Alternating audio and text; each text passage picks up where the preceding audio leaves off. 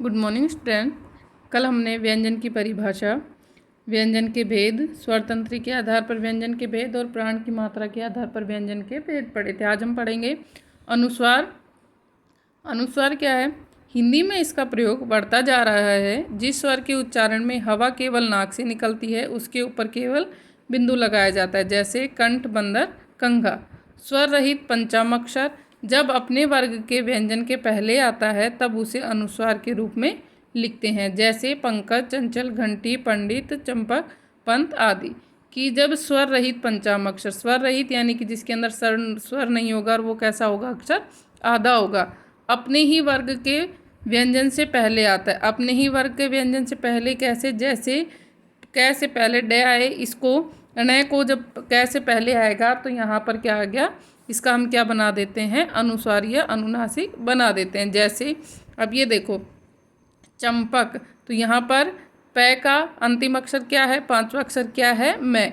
तो इससे पहले मैं आने पर, क्योंकि मैं स्वर रहित है, तो हमने उसको क्या बना दिया? बिंदी बना दिया। जैसे पंत, इसका उच्चारण तय से पहले न का, तय का अंतिम अक्षर यानी पांचवा अक्षर क्या है? न, और उसका हम क्या बना देते हैं? यहाँ पर अनुस्वार बना देते हैं। अब है अर्धचंद्राकार।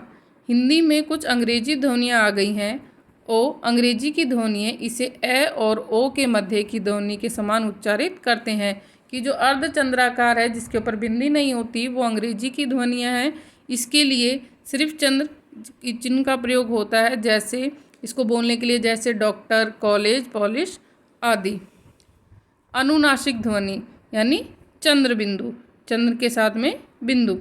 इस ध्वनि का उच्चारण मुख और नाक दोनों से किया जाता है। इस ध्वनि का उच्चारण मुख और नाक दोनों से किया जाता है, लेकिन अनुस्वार का उच्चारण हम सिर्फ किससे करते हैं? नाक से करते हैं। उदाहरण जैसे चांद, मुंह आदि। नुक्ता। अंग्रेजी, फारसी, उर्दू और अरबी फारसी, उर्दू तथा अंग्रेजी से आए शब्दों का सही उच्चारण के लिए नुक्ते का प्रयोग किया जाता है। जैसे वर्ण, इसके कुछ वर्ण नीचे दिए गए हैं, जैसे राज, कर्ज, फोटो, फौरन, रफू आदि। तो इनका सही उच्चारण के लिए नीचे क्या लगा दिया जाता है? नुक्ता का चिन्ह लगा दिया जाता है। वर्ण विच्छेद। वर्ण विच्छेद, वर्ण यानी भाषा की सबसे छोटी इकाई, विच्छेद है अलग करना। तो किसी शब्द के वर्णों को अलग अलग करके लिखना क्या कहलाता है? वर्ण विच्छेद कहलाता है। किसी शब्द के वर्णों को अलग अलग करके लिखना क्या कहलाता है? वर्ण विच्छेद कहलाता है। वर्ण विच्छेद करते समय स्वरों को मूल रूप में लिखा जाता है।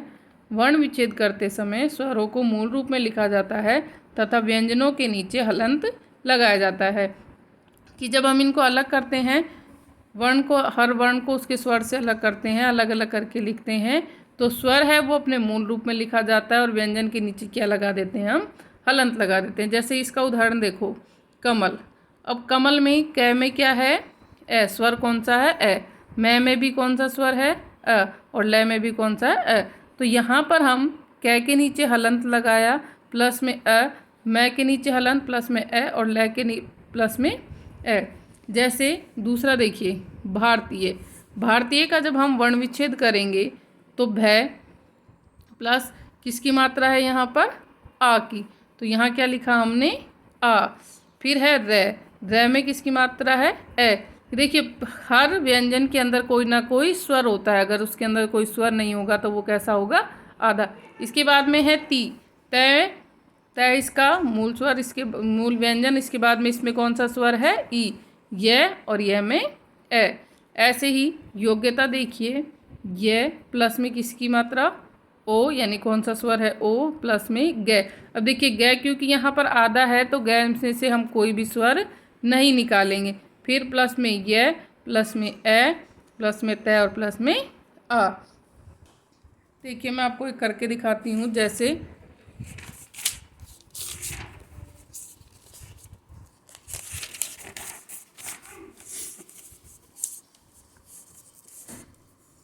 जैसे आपका योग्यता। योग्यता।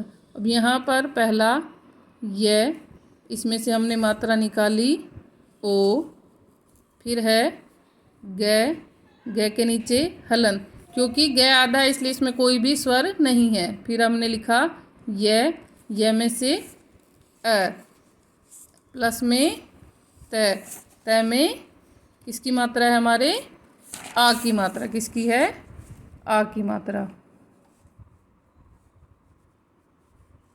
तो यह है आपका वर्ण विच्छेद। इसी प्रकार से बाकी हैं। अब है वर्तनी की अशुद्धियों से बचने के लिए वर्ण उपविन्यास का ज्ञान बहुत आवश्यक है। और ये किस लिए आवश्यक है, ताकि हमारे वर्णों से संबंधित हमारी कोई भी इसके अंदर अशुद्धि नहीं हो। धन्यवाद।